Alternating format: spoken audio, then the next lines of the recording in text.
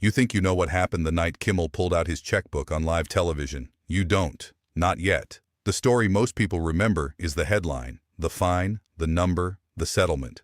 What nobody tells you is what happened 63 seconds after the cameras came back from commercial break, when Jimmy Kimmel reached into the inside pocket of his jacket and the entire floor crew went completely still. Jimmy Kimmel does not walk onto a stage. He arrives at one. There is a difference, and anyone who has watched him for more than a week understands it the moment he crosses through the curtain. The way the studio seems to recalibrate around him, the lights catching the particular angle of his shoulders, the audience shifting forward in their seats before he has said a single word. On this night, the shift is different, slower, heavier. The stage manager's clipboard hangs loose at his side, forgotten. A production assistant near camera 2 stops mid-step and holds there, foot suspended, as if moving might break something that cannot be unbroken. The desk is already set. The papers are already in place. But Kimmel doesn't sit, not yet. He stands at the edge of the stage and looks out at the audience the way a man looks at a room he knows is about to change forever. The band finishes the intro. The last note hangs in the air longer than usual, not because anyone held it, but because nobody rushed to release it. He sits, he folds his hands, he doesn't smile. I want to talk about what it means to keep going, he says. And then, very carefully, very deliberately, he reaches inside his jacket. To understand what he pulls out, you have to go back to October 3rd, 2018. That morning, for the first time in American broadcasting history, the federal government transmitted a nationwide presidential alert directly to the personal devices of over 225 million people. The tone was new.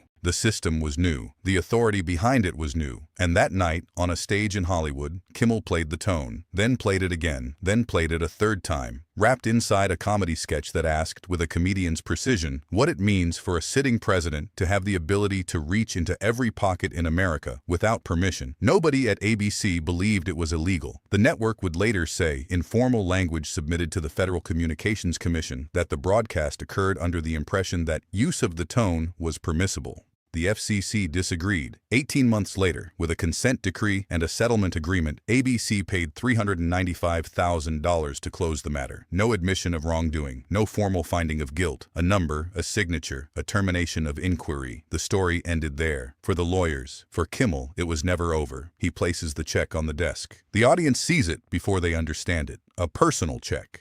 His name in the upper left corner, the amount filled in by hand, $395,000. The cameras don't cut away. A woman in the fourth row leans toward the man sitting next to her, says nothing, and then leans back again, as if words are not adequate. A floor director standing near the far curtain reaches up slowly and pulls his headset off one ear, as if he needs to hear the room more clearly. Kimmel doesn't hold the check up. He doesn't wave it. He places it flat on the desk with both hands, the way someone places a document that has waited a long time to be placed. They find this show, he says, voice level, for playing a sound that asked a question. And the question was whether any man, regardless of the office he holds, should be able to interrupt every phone, every car speaker, every kitchen table in America, without oversight, without limit, without accountability. He pauses. The pause is not for the audience. It is not a performance beat. It is the space a person makes when they are deciding whether to go further than they planned. He goes further. I kept asking the question. They kept billing us for the answer. Then a door on the far side of the stage opens. The man who walks through it is wearing a navy suit, no tie. He is not a comedian. He is not an entertainer. He worked for the FCC's Enforcement Bureau for 11 years, and his name appears in the footnotes of 7 federal consent decrees, one of which bears ABC's name in the header. He sits in the chair across from Kimmel without being introduced. This was arranged before the show began. His presence here is not improvised. Kimmel slides a folder across the desk without looking at it. I want to talk about what this actually cost, Kimmel says. Not the money, not the settlement, what it actually cost. The former enforcement officer reaches for the folder, opens it to the first page. His expression does not change.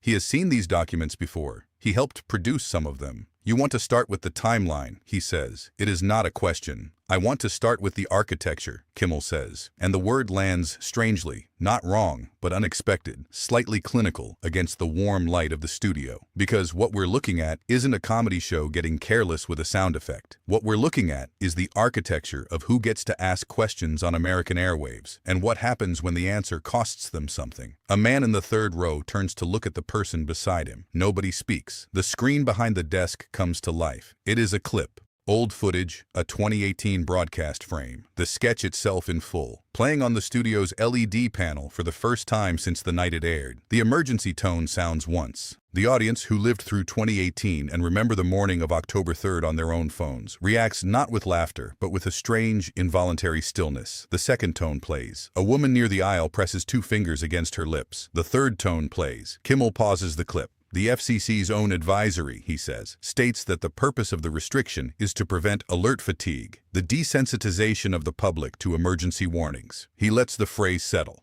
Alert fatigue. That is the regulatory concern, not deception, not danger. Fatigue. His voice is absolutely even. Now I want you to tell me, how many presidential alerts have been sent since 2018 for purposes that had nothing to do with imminent danger to human life? The former officer says nothing. Kimmel reaches under the desk. He places a second folder on the surface. This one is thicker. Inside, documented instances of the wireless emergency alert system being used, logged, time-stamped, cross-referenced against declared emergency conditions for purposes that stretched and in some cases fractured the statutory definition of imminent threat. The folder does not accuse, it catalogs. The dates are precise. The sourcing is federal. The former officer turns 3 pages without speaking, and on the 4th page his hand slows. "I'm not making accusations," Kimmel says. "I'm doing archaeology." He lets the words sit in the room like a stone placed on a table. "I'm looking at the sediment, layer by layer, and what's underneath is not a regulatory violation by a comedy show. What's underneath is a decision about whose voice gets protected and whose gets fined." The timeline goes up on the screen. Dates, alerts, regulatory responses, or the absence of them. The audience reads it the way people read something they suspected but never had confirmed, slowly, without rushing to conclusions. A production assistant who has worked the show for 3 years later says the room felt like the air had been carefully removed from it, molecule by molecule, until breathing required actual effort. Kimmel watches the audience read the screen. He doesn't speak until they've finished. "The check covers the fine," he says quietly. "It doesn't cover what the fine was for." Then a second door opens at the side of the stage. She is small, precise, and she walks to the chair beside the desk with the deliberate steadiness of someone who has rehearsed this entrance not to perform it, but to survive it. She was a compliance coordinator at a major broadcast network, not ABC, for 6 years. She reviewed content submissions against FCC regulatory guidelines. She signed off on advisory memos. She also, she says, was present in meetings where the question of which shows received enforcement inquiries and which did not was discussed in language that was never written down. Her voice is controlled, completely controlled, until it isn't. There were shows, she says, that used alert-adjacent sounds, sounds that referenced the system, tones that, in any objective analysis, fell within the same regulatory category as what Kimmel used. She stops. Her jaw works once before she continues.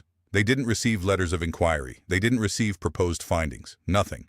She looks directly at the camera, not at Kimmel, not at the audience, at the lens. "I asked why, twice. I was told the question wasn't useful." Kimmel says nothing. He has been completely still for 40 seconds. "I signed a non-disclosure agreement when I left," she says. "It covered internal communications about enforcement advisory distribution and prioritization."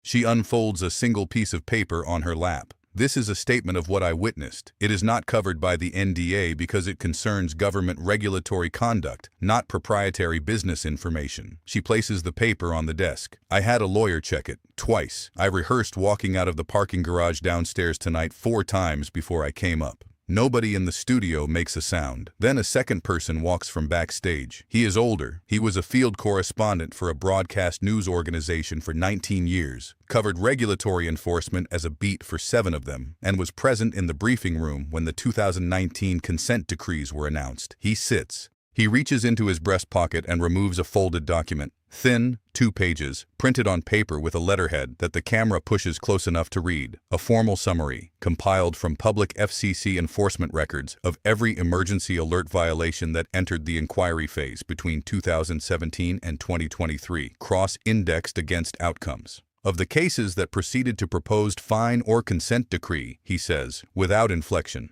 63% involved content that was critical of federal policy or political leadership. Of the cases that were closed without action after the inquiry letter was sent, 61% involved content with no discernible political dimension. He refolds the paper. "That's not in this document. That's what I counted. Personally, last week. Trump is not in the room tonight, but his administration's FCC is. The fine on the desk is. The $395,000 check, written in Kimmel's own hand, still lying flat on the surface, is. The woman in compliance puts her face briefly in her hands. When she looks up, her eyes are dry, but her voice, when she speaks again, has a new quality. Quieter, not weaker. "They didn't buy my silence," she says. "They rented it, and the lease just expired." One person in the front row begins to clap, hands coming together slowly, deliberately, not with excitement, but with the particular gravity of people who have just watched something true walk into a room. Another person joins, then another. The sound builds the way a tide builds, not crashing, but arriving, inevitable, unhurried. Kimmel doesn't look at the audience. He looks at the check. By 11:52 p.m., the clip of the check being placed on the desk is live on every major platform. Within 14 minutes, it has been segmented into 9 independent pieces, each spreading at a different velocity.